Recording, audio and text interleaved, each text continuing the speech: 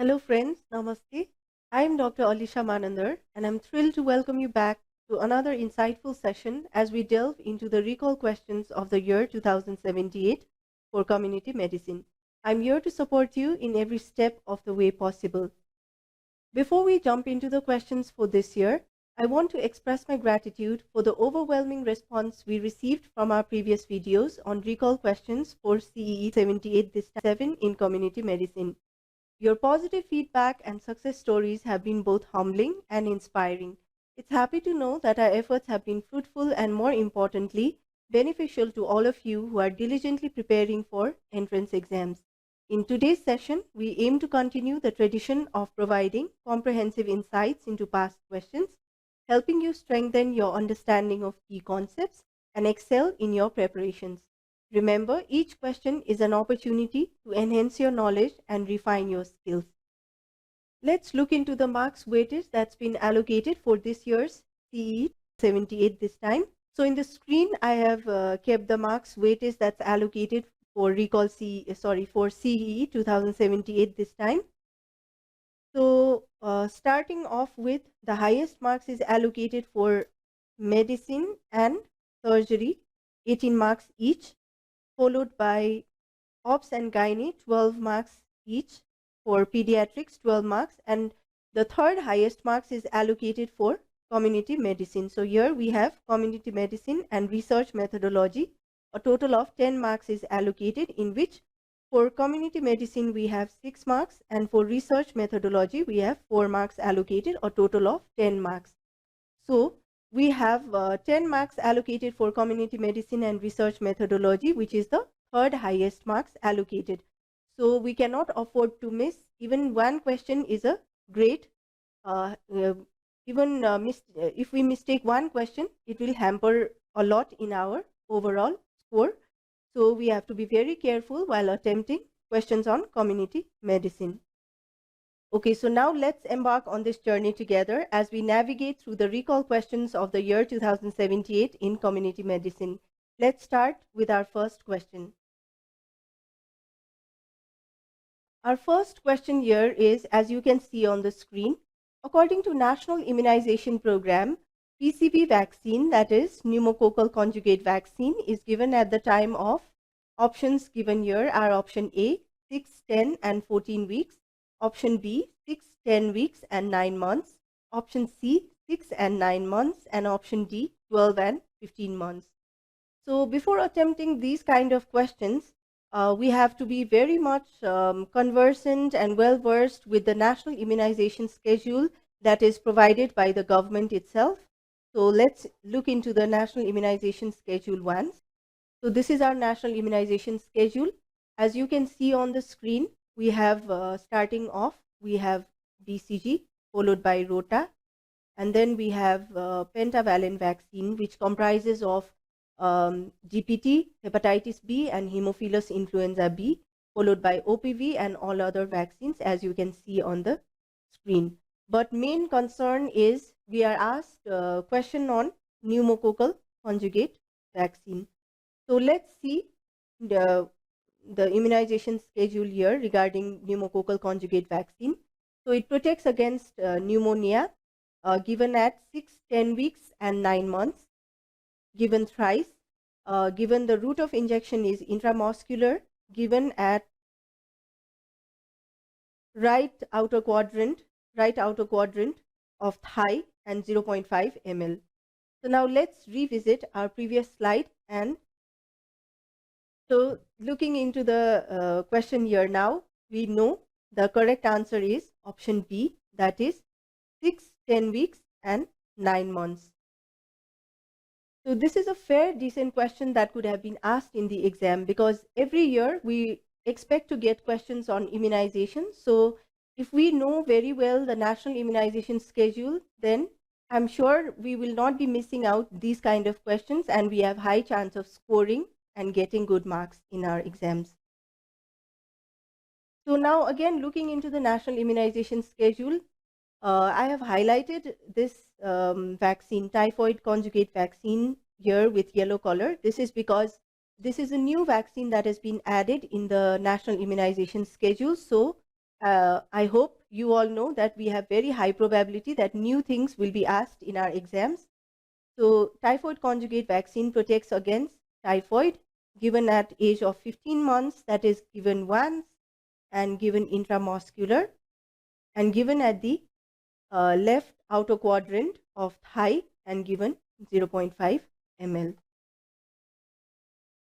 So okay, now let's I have added a few more details on typhoid conjugate vaccine here, so that if any question related to typhoid conjugate vaccine is asked, so it will be easy for you all to answer the question. So in April 2022, Nepal launched a new vaccine campaign introducing the typhoid conjugate vaccine into the routine immunization. So probable question that may be asked is, so when was the typhoid conjugate vaccine launched in Nepal? So if this question is asked, then you already know it's in April 2022. Typhoid is spread by infected human waste. So safe food, clean water, and improved sanitation and good hygiene, basically WASH, that is water sanitation and hygiene practices, are key to preventing the disease. Because of the significant burden of typhoid and the growing threat of drug resistance, the role of vaccines alongside WASH interventions, that is water sanitation and hygiene interventions, is critical in high-risk typhoid endemic areas. And additionally, typhoid vaccines are valuable for travelers, food workers, including street vendors, household contacts of typhoid carriers, and laboratory workers. So I'm sure if any of the questions, extra questions are asked apart from the immunization schedule regarding typhoid conjugate vaccine, then it will be easy for you to attempt the question. So next slide I have included regarding HPV vaccines, that is human papilloma virus vaccines. So you all may be wondering why have I added this part again, because HPV vaccine is another vaccine which is going to be added in the national immunization schedule, because if you look into, or if you have gone through the Department of Health Service annual report, then it specifies that human papilloma virus vaccine is the next vaccine that may be added in the immunization schedule of Nepal very soon. So let's look into HPV vaccine once. Okay, so let's look into the HPV vaccine. So HPV vaccine, we have different types. So we should be knowing the different types of HPV vaccine, because these are the probable questions that may be asked regarding HPV vaccines. So we have three types of HPV vaccines, that is Cervarix, Gardasil 4 and Gardasil 9. So Cervarix is a bivalent vaccine, whereas Gardasil 4 is, as the name itself suggests, quadrivalent vaccine. So let's see regarding Cervarix. Cervarix is a bivalent vaccine, as I've already told, and Gardasil is a quadrivalent vaccine. So as the name suggests, Cervarix is a bivalent vaccine, I have told you. So bivalent means two vaccine types it will cover, that is HPV type 16 and 18. And remember everyone, this is a very hit question, because regarding HPV type, you may be asked, so what are the high risk HPV types that will be covered by HPV vaccine? So this is a very, very important question. We may not want to miss this question, because HPV type 16 and 18 is the high risk types that is covered by human papilloma virus vaccine. So now moving on to Gardasil, it is a quadrivalent vaccine. So it covers 6, 11 and 16, 18, 4 types of HPV. So coming to Gardasil 9, as the name itself suggests, it covers 9 types of HPV, that is 6, 11, 16, 18, 31, 33, 45, 52 and 58, a total of 9 types. Okay, so now moving on to next subtype, that next topic, that is dose. Regarding the dose, so regarding the dose of the vaccine, in Cervarix, you may be given 2 doses, or you may be offered 3 doses as well. So 2 doses are given for 2 doses here are given for 9 to 14 years age group, whereas 3 doses is given for over 15 years age group. If it is 2 doses, then you will be given at 0 and 5 months. And if it is 3 doses, then you will be given at 0, 1 and 6 months. Now moving on to Gardasil, again 2 doses given for 9 to 13 years age group and 3 doses for over 14 years age group. So if it's 2 doses, it is given at 0 and 6 months. And if it is 3 doses, given at 0, 2 and 6 months. Okay, so now moving on to Gardasil 9, if it is 2 doses, given at 9 to 14 years age group, given at 0, 6 and 12 months, and 0, 6, first dose at 0 month and second dose at 6 to 12 months interval. So another is 3 doses, that is given over 15 years. And if it is 3 doses, then given at 0, 2 and 6 months. So this chart is a very important chart. So we should be knowing the HPV type most importantly. So first we have to know about the HPV type. It's very, very important. Secondly, dose and vaccination scheme also, if you know, it's better. Let's move to next slide. So I've added a little more part on HPV vaccination in Nepal also, so that you'll not have to search other sites or other books, so that it will be easy for you to follow, and it will save your time as well. So I've kept this slide as well. So in 2016, Nepal piloted HPV vaccines in Chitwan and Kaski districts. So friends, here we have 2 hit questions that may be asked. So the year is 2016. Nepal piloted HPV vaccines. So if it is asked where it was piloted from, then it's Chitwan and Kaski districts. All girls aged 11 to 13 years were then given 2 doses of the vaccine. Remember, it's 2 doses were given during the piloting program. Experts say early treatment prevents up to 80%. Okay, please remember it's 80% of the cervical cancer. According to government officials, the Global Alliance for Vaccine and Immunization Gavi has agreed to provide the vaccine doses, and with 20,000 doses purchased by the government, 9,980 girls between 14 and 15 years old from all 7 provinces were jabbed in September 2023 under the demonstration program. So that time they said that the second dose is likely to be given on March 2024, and once the campaign is completed, the HPV vaccine will be included in the government's routine immunization program.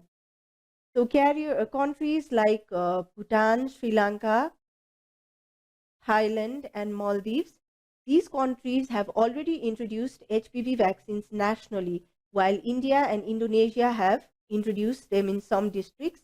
And in Nepal also, it is very soon that the government is planning to introduce HPV vaccine in the national immunization schedule. So now looking into the WHO response, all countries have made a commitment to eliminate cervical cancer as a public health problem, and the WHO global strategy defines elimination as reducing the number of new cases annually to 4 or fewer for 100,000 women, and sets 3 targets to be achieved by the year 2030, that is 90-70-90 target, to put all the countries on the pathway to elimination in the coming decades. Okay, so this is an important question that I have added in this slide, that is regarding elimination. So when is cervical cancer, or I mean HPV, human papilloma virus, eliminated is, so the criteria is here, that is if there are number of new cases annually to 4 or fewer per 100,000 women, then we can say that it is eliminated. So this is probable question that may be asked. So it has said the strategy also, that is 90-70-90. So what does 90-70 and 90 stand for? So 90 means 90% of girls vaccinated with the HPV vaccine by age 15. 70 means 70% of women screened with a high quality test by ages 35 and 45, and 90 again here stands for women with cervical disease receiving treatment. So we now know what does 90, 70, 90 mean.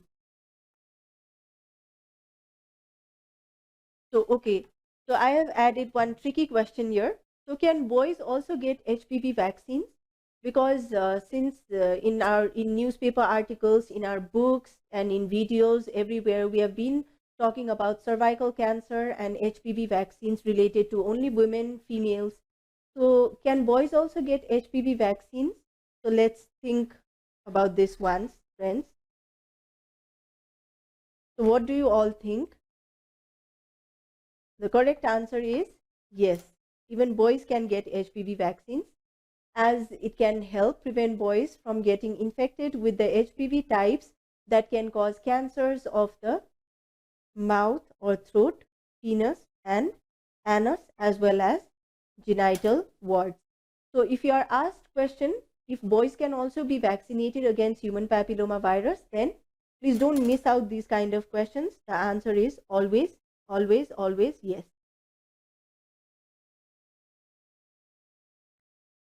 Now moving on to our next question, question number 2, as given on the screen. Let's see this question. Thami Thakri giving ORS for diarrhea is an example of option A, cultural accommodation, option B, imposition, option C, acculturation, and option D, inculturation. So,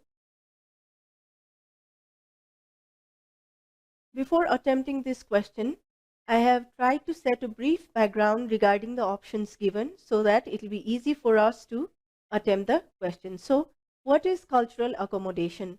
Generally defined as attempts to allow specific cultural practices within another culture and adjusting one's habitual expressive habits in order to facilitate communicating with people of a different culture.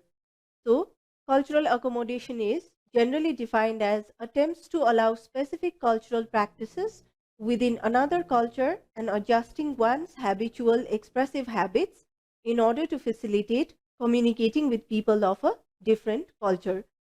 So, adjusting one's habitual cultural values and cultural practices with another culture so that we'll be able to adjust with another people's culture. So now we know what is cultural accommodation.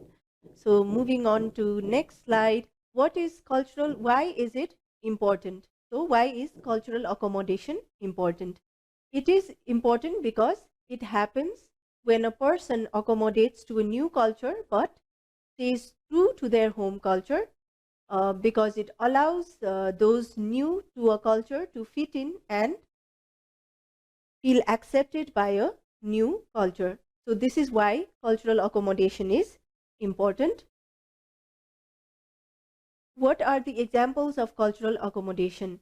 It occurs as an individual adjusts to new culture while also remaining a part of their parent culture. This we have seen in the previous slide itself. So now example is cultural accommodation. The example for cultural accommodation is Thami Chakri giving ORS for diarrhea. So from this slide, I think we have got our answer. Let's revisit the previous slide one. So coming to this question, now we know our correct answer. Our correct answer is cultural accommodation. So few more questions related to this kind of question that we have to be acquainted with is regarding culture. So what is culture? I have marked this with Q here like this Q, because Q here, I have tried to, putting the Q here, I have tried to signify that these kind of questions have been asked in previous exams in different places, and so if we know answers related to these kind of questions, then we'll be able to attempt questions similar to these kind of questions, like Regarding culture, it means learned behavior which is socially acquired. So it may be given in your MCQs. So what is culture? Different options may be given. So if you know the correct answer, you can easily mark the correct answer. So custom, what does this mean? It means the established pattern of behavior that can be objectively verified with a particular social setting. So another question that may be asked is, examples may be asked, that is, example is folkways and mores. So if these options are given and you are asked to choose what is the correct option for example of customs, then I'm sure you can easily do it.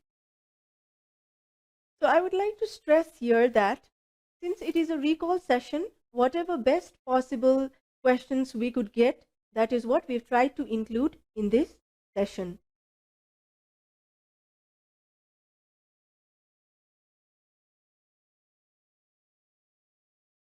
So our option also had assimilation and acculturation. So these kind of questions also, if you know, it will be easy for you to answer if you know the correct answer. So I've included some extra tips and extra knowledge for extra knowledge.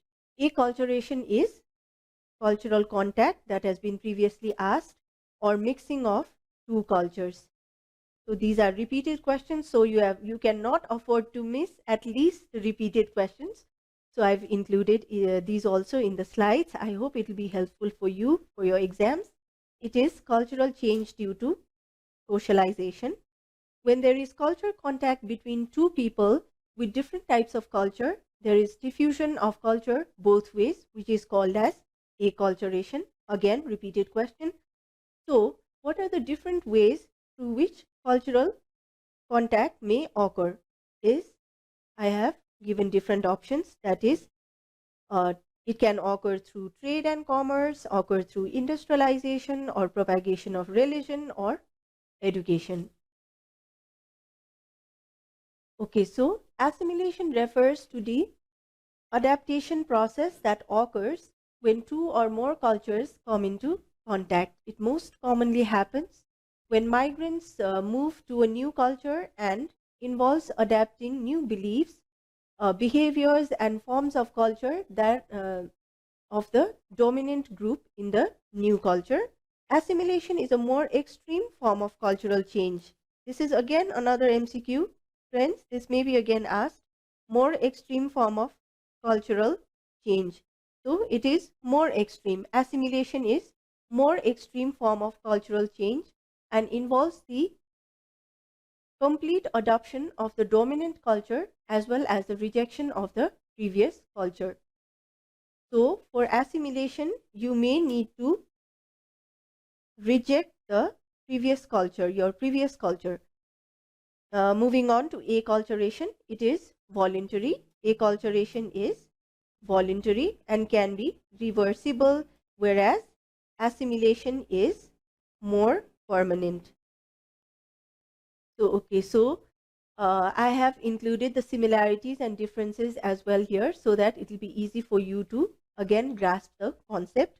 So let's move into the similarities first.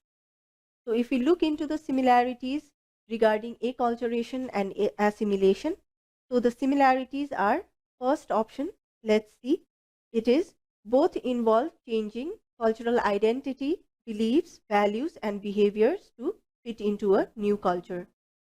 So next similarity is both involve learning new language, adopting new customs and changing religious beliefs.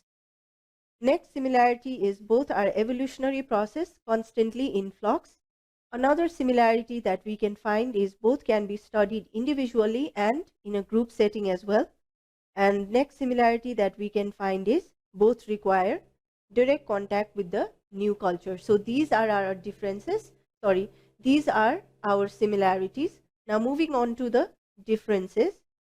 So what are the differences that we can find between acculturation and assimilation? Let's look. So acculturation allows individuals to keep their cultural identity, while assimilation requires giving up of a previous identity.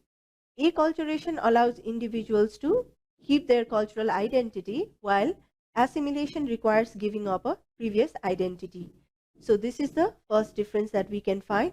So next difference that we can find is acculturation is more conscious while assimilation is often unconscious. Next difference that we can see is acculturation is a mutual exchange while assimilation is unidirectional. So next difference we can find is acculturation is reversible while assimilation tends to be permanent. So assimilation is more strict than acculturation. Okay, so moving on to our next question, that is question number 3. We have, as you can see on the screen, standard error of mean is option A, standard deviation of sample means from population mean. Option B, standard deviation of error size during sample collection. Option C, standard deviation of the sample data. And option D, standard deviation in the population. So this is a question related to statistics portion. So now looking into the formula of the standard deviation, before attempting these kind of questions, we should know the formula, because if we know the formula, it will be easy for us to relate to each part of the question. So standard error, we have formula standard deviation. For standard error, the formula we have is standard deviation upon root under n. So SE here refers to standard error of the sample. This symbol refers to sample standard deviation, and n here means number of samples. So standard error of mean is called as standard deviation. So whatever best possible questions that we can get related to the topic, we have tried to include. So these are the similar questions that you may be asked related to the question that we have. So I've included these questions as well. Standard error of mean is called as standard deviation, and standard error of mean is variation of sample mean from population mean. So I think from here we have got our correct answer. Let's visit our question. So here we can find we already know the right answer. Standard error of mean is standard deviation of sample means from population mean. That is option A is our correct answer. So I would again like to stress that since it is a recall session, whatever best possible questions that we could get, that is what we have tried to include in the session, and hope it will be useful for you all. So some of the best possible questions that we could get related to this topic we have included here, as you can see in the slide. Standard error of mean is the standard deviation of sample means. Standard error is a measure of chance variation, and it does not mean an error or mistake. So it does not mean an error or mistake. So standard error of difference between two means is given by formula, as you can see here, under root standard deviation of 1 whole first standard deviation square by n1 plus standard deviation of second sample mean square by n2. So another formula that we have is standard error of proportion. So standard error of proportion given by, as you can see in the slide, this is the formula. Next is standard error of difference between two proportions, which is given by this formula, as you can see in the slide. So these are another formulas also you may be asked in the question. So if you are asked regarding formula for standard error of difference between two means, or standard error of proportions, or standard error of difference between two proportions, I'm sure you can easily attempt the question. For example, I've included one example here. So these are another question. These are the past questions that have been asked in other exams. So this may be asked in our recall CE also. So I've included this example. While calculating the incubation period for measles in a group of 25 kids, standard deviation is 2 and mean incubation period is 8 days. So we are asked to calculate the standard error. So from the question itself, we have group of 25 kids, standard deviation is 2, and mean incubation period is 8 days. So we are asked to find the standard error. So from our previous slide, we know the formula. So putting the values in the formula, we get the correct answer as 0.4. Okay, so moving on to our next question, question number 4. It says, epidemiologists are conducting case study. Average duration of disease is 2 years. Total number of population is 2000. 10 new cases are detected in 1 year duration. Calculate prevalence of disease for 2 years. So we are asked to calculate the prevalence of the disease for 2 years. So before attempting this question, let's look into this slide first. So what does prevalence mean? Prevalence means total current cases, that is old as well as new. Total current cases is prevalence. Current means old as well as new cases in a given population over a period of time. So there are different types of prevalence. That is, first one is point prevalence, which means when the prevalence rate is used without any qualification, it is known as point prevalence. So this is again the repeated question. A period of time, that is, first was point prevalence, next one is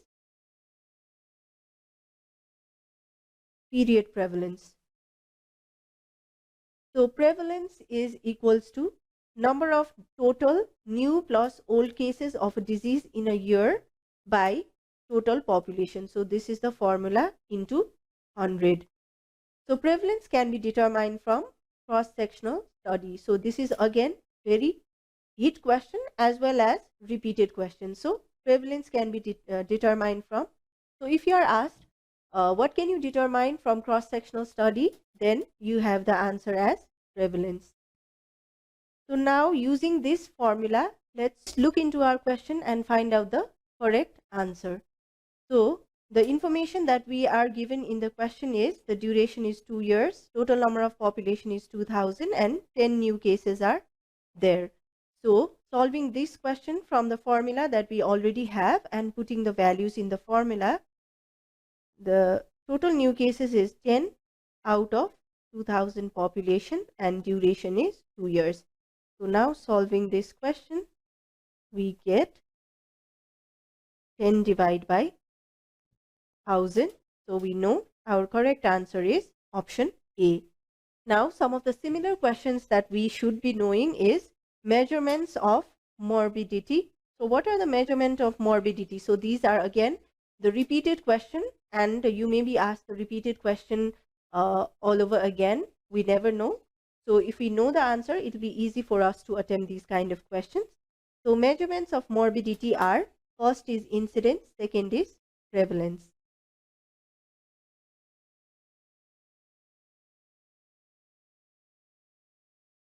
So let's look into the relationship between incidence and prevalence.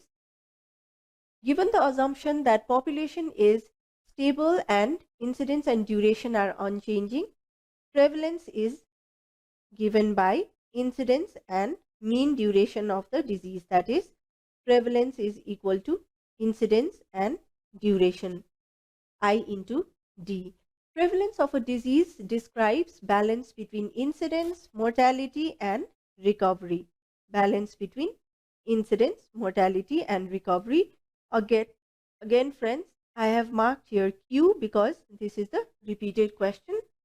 Incidence reflects causal factors, whereas duration reflects prognostic factors.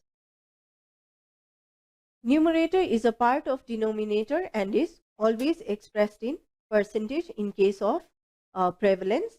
If the prevalence is very low and as compared to the incidence for a disease, it implies that the disease is very fatal and easily curable. So this is again very hit question that may be asked. High prevalence is associated with longer duration of the disease. Prevalence is a proportion and it is not a ratio. Please don't get confused. Prevalence is a proportion and not a ratio. Let's move into our next question. Question number 5, as you can see on the screen, in influenza epidemic, sample for microbiological diagnosis is option A, oropharyngeal swab, option B, nasopharyngeal swab, option C, bronchoalveolar lavage, and option D, blood. So, before attempting this question, let's see few texts that I've included here. To maximize the detection of influenza viruses, respiratory specimens should be collected as close to illness as possible, that is ideally less than 3 to 4 days after onset. That is ideally is less than 3 to 4 days after onset. Nasopharyngeal specimens typically have higher yield than nasal or throat swab specimens. Preferred samples for influenza virus testing include nasopharyngeal and throat swabs, tracheal or bronchial aspirates in lower respiratory tract infection cases. That is, nasopharyngeal and throat swab means tracheal or bronchial aspirates in lower respiratory tract infection cases. So our preferred sample is nasopharyngeal and throat swabs. And nasal and throat swabs combined in the same specimen increases the detection of, so this specimen increases the detection of influenza viruses than other specimen types alone. So revisiting our slide with the question, so our answer here is 5B, that is nasopharyngeal swab. So another similar questions or probable questions that may be asked related to this topic is, most timely and sensitive detection for influenza is RT-PCR test. Type A is the most common cause of outbreak epidemics, only cause of pandemics. Antigenic variation is also most common in type A.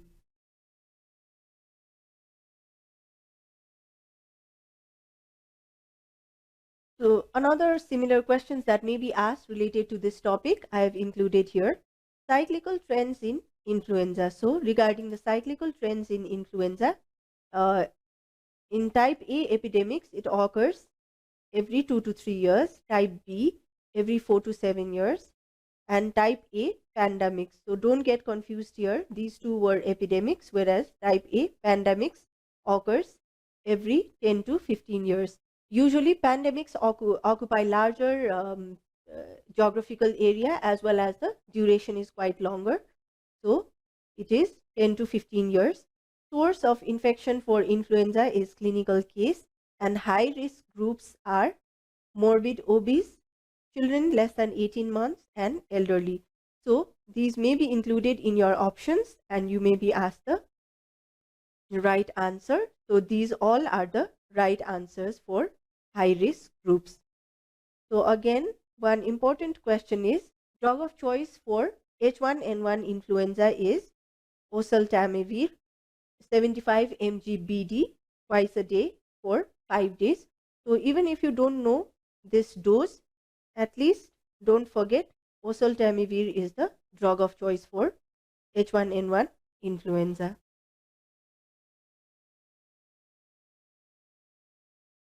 Moving on to antigenic shift and drift. These are the very hit question that you are always, most of the time, if you are asked about influenza, these questions may always be included in your question. So let's see the differences between antigenic shift and antigenic drift. So antigenic shift occurs due to genetic recombination or reassortment or rearrangement, genetic recombination, reassortment or rearrangement, whereas antigenic drift occurs due to point mutation. These are again the repeated question as I have included Q here. The nature is sudden in case of antigenic shift and gradual or insidious in case of antigenic drift. It may lead to pandemics. Pandemics are caused by antigenic shift, whereas drift causes epidemics. Antigenic changes are major in case of antigenic shift and minor in case of drift. Antigenic shift results in a new subtype of the virus, whereas antigenic drift results in a new viral strain. Antigenic shift is difficult to treat, whereas it is easy to treat in case of antigenic drift. Antigenic shift occurs in influenza type A, whereas drift occurs in A, B, and C. Antigenic shift gives rise to pandemics, whereas antigenic drift gives rise to epidemics in between pandemics. So, if you know these many differences between antigenic shift and drift, then I'm sure there's a very minimum chance that you'll be missing any question related to antigenic shift and drift. So, moving on to our next question, question number 6. True morbidity is measured by option A, active surveillance, option B, passive surveillance, option C, sentinel surveillance, and option D, continuous surveillance. So let's look into our basic information. So morbidity indicators are, so what are morbidity indicators? These are basically these used to supplement mortality data. Morbidity rates are used for assessing ill health in the community. So morbidity indicators, what are our morbidity indicators? I have briefly listed in the slide here. First is incidence and prevalence. Second is notification rate. Third is attendance rate at OPDs, health centers, etc. Fourth one is admission, readmission, and discharge rates. Fifth one is duration of stay at hospital. And sixth is spells of sickness or absence from the work or school. So these all are our, from 1 to 6, all are our morbidity indicators. So now look into mortality indicators also. Let's look into mortality indicators. So all these options are, these are all the correct answers for mortality indicators. Crude death rate, expectation of life, maternal mortality rate, infant mortality, child mortality rate, under 5 proportionate mortality rate, disease specific mortality, and proportional mortality rate. All these are mortality indicators. Let's look into our correct answer now. So now we know true morbidity is measured by active surveillance, that is first option. So true morbidity is always measured by active surveillance. So we have to always do active surveillance in order to measure our true morbidity. So let's look into the similar kind of questions that I've tried to include from this topic. In these yellow boxes, we can see true morbidity is also known as spells of sickness due to a disease. These Q means the repeated questions again. So we should not be missing out these questions also. It is used to supplement mortality data to describe the ill health of the, to describe the health status of the population. Sentinel surveillance, again, this is a very important question. A lot of questions are asked from sentinel surveillance part. So sentinel surveillance indicates, our options are option A, identifying the missing cases, option B, identifying high risk groups, option C, surveillance of water pollution, and option D, surveillance of environmental control. So our correct answer here is sentinel surveillance always indicates identifying the missing cases. So I think in our Recall CEE 2077 portion also, we have question related to sentinel surveillance. So you can go back to those slides also if you want to know more about sentinel surveillance. So moving on to our next question, question number 7. As you can see in the slide, it is basically trying to ask in which phase. Okay, so in which phase of the clinical trial toxicity is assessed. So before attempting this question, we should have the basic information in our mind. So if we know, we have one particular chart to solve these kind of questions, and if we know that chart by heart, we can very easily solve these any kind of questions related to the clinical trial. So let's look here first. Clinical trials are a type of research that studies new tests and treatments and evaluates their effects on human health outcomes. So people volunteer to take part. People basically volunteer. We cannot force anyone, but people have to volunteer to take part in the clinical trials to test medical interventions, including drugs, cells, and other biological products, surgical procedures, radiological procedures, devices, and behavioral treatments, and preventive care. Clinical trials are carefully designed. We have to remember these are carefully designed and reviewed and completed and need to be approved before they can start. So they need approval before they can start. And people of all ages can take part in the clinical trials, including children, but provided they give the consent. So prior consent has to be taken before we start the clinical trial. So this is the chart or the table that I was talking about.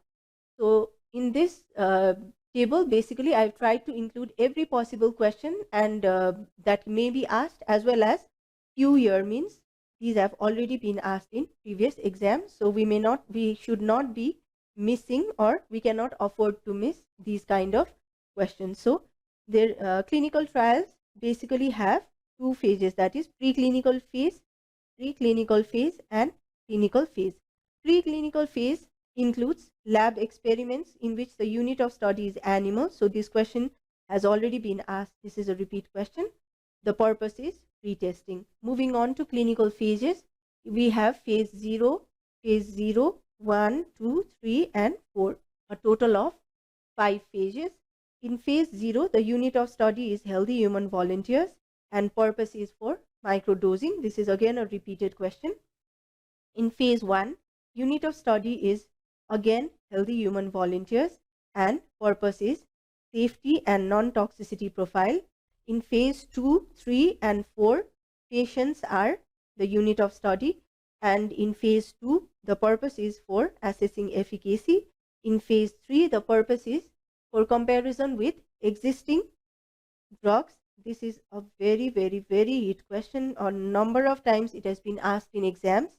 And in phase 4, the purpose is long-term and rare side effects. The purpose is for knowing the long-term and rare side effects. So from this chart, we have already got our answer. So let's revisit our question. The question was related to phase 1. So please keep in mind. So what was the question? Let's see. So here we are asked in which phase the trial toxicity is assessed. So it is phase 1.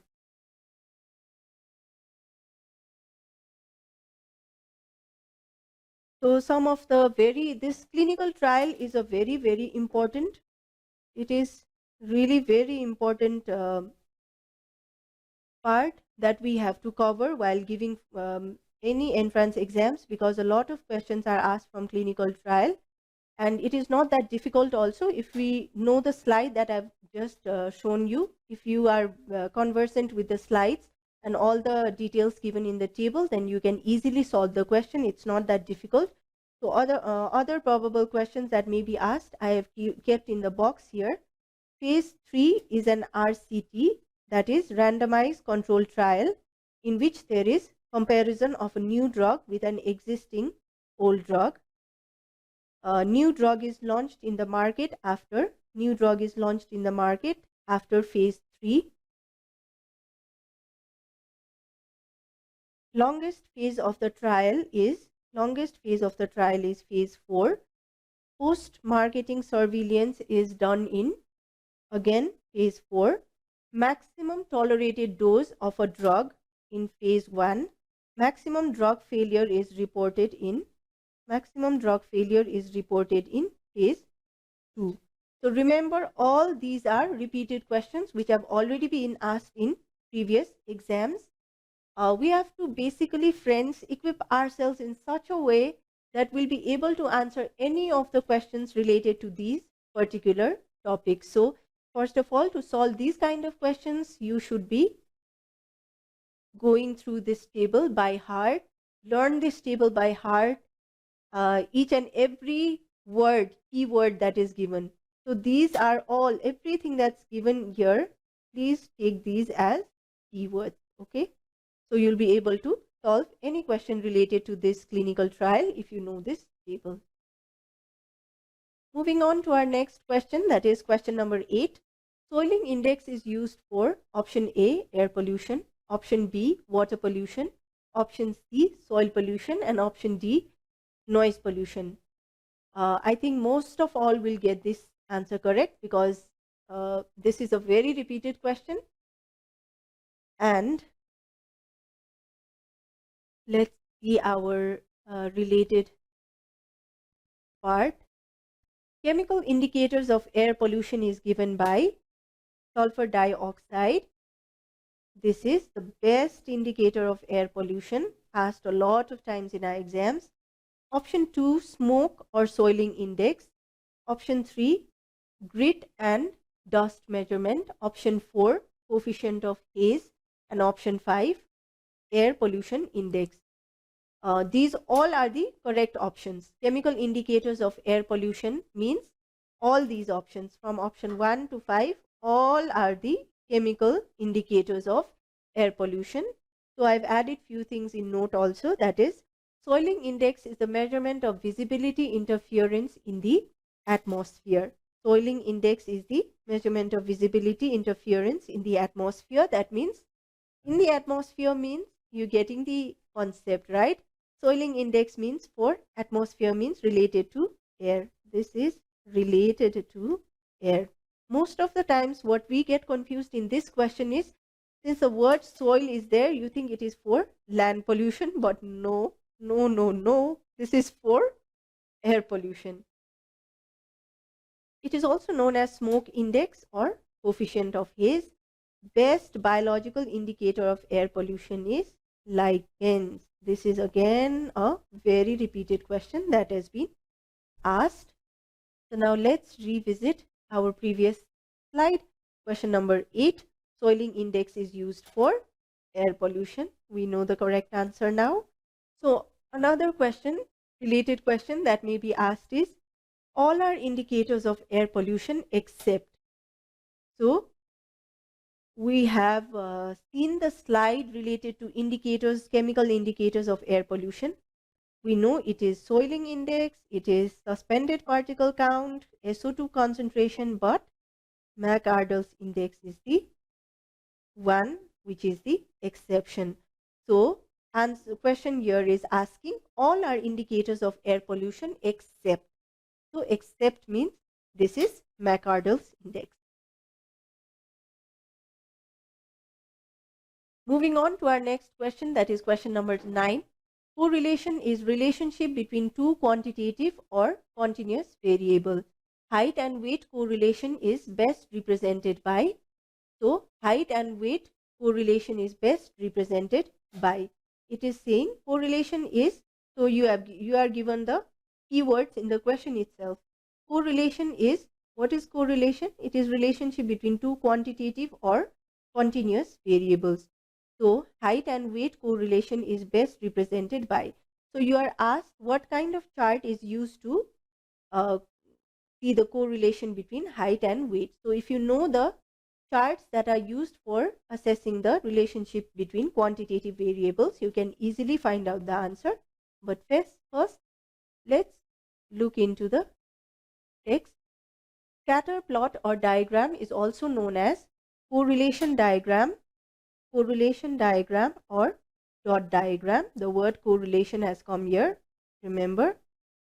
It is used to depict correlation or relationship between two quantitative variables.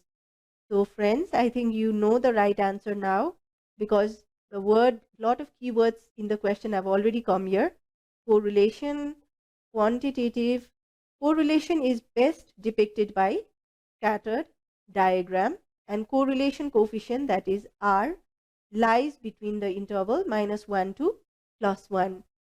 So I'm sure you can answer this question now. So undoubtedly this is scatter diagram, and this is the scatter plot of weight versus height that I've tried to show here. Weight is here in the y-axis, height in the x-axis. So I have tried to include different types of correlation here for your reference. So if you are asked about different types of correlation, you can answer at least different types. That is, first is strong positive correlation, second is weak positive correlation, third is strong negative correlation, fourth is weak negative correlation, fifth one is moderate negative correlation, and last is there is no correlation at all. So these are the types. Moving on to our next question, question D. A study began in 1970 with a group of 5,000 adults in Delhi who were asked about their alcohol consumption. The occurrence of cancer was studied in this group between 1890 and 1995. This is an example of, okay.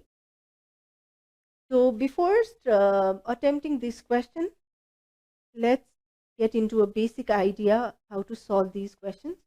So I've included a chart here showing different epidemiological research method. From this chart, you can get a lot of questions. Epidemiological research method basically includes experimental and observational. These are broad classification first. First is experimental, second is observational. Under experimental, we have randomly controlled trials, non-randomly controlled trials, and randomly controlled trials and non-randomly controlled trials. These are two types of RCTs. Under observational, we have analytical or control and descriptive having no control. Under analytical, again, we have cohort and case control, and under descriptive, we have ecological, cross-sectional, and case series, and case reports. Now coming to concurrent cohort study, investigator identifies original study population at the beginning of this study. So in concurrent cohort study, investigator first has to identify original study population at the beginning of the study. The individuals are followed prospectively through time. Prospectively through time means, so you identify something and then you move forward prospectively until the disease develops or it does not develop. So the disadvantages are it requires long follow-up time. It may be many years. So it is expensive as well. Now revisiting our question. Let's study our question, or per se dissect our question. A study began in 1970. Okay, in 1970, our study begins. Okay, our study begins in 1970 with a group of 5,000 adults in Delhi who were asked about their alcohol consumption. The occurrence of cancer was studied in this group between 1890 and 1995. So this study began in 1970 and then continues forward because the date again is 1890 and 1995. So if it is continuing forward, let's exclude our option first. This is not cross-sectional study. Why? Because cross-sectional study is something done at one particular point of time. But this study is moving forward. So this is not our option. Option B, retrospective cohort. So is it retrospective cohort? No, because it is moving forward. If it is retrospective cohort, it has to move backward. So this is also excluded. Concurrent cohort. So we'll come here at last. Let's see option D. This is case control. So is it case control study? For case control to occur, it has to again go backward, effect to cause. But this is also not the answer. So concurrent cohort means it is moving forward prospectively. So our correct answer is concurrent cohort.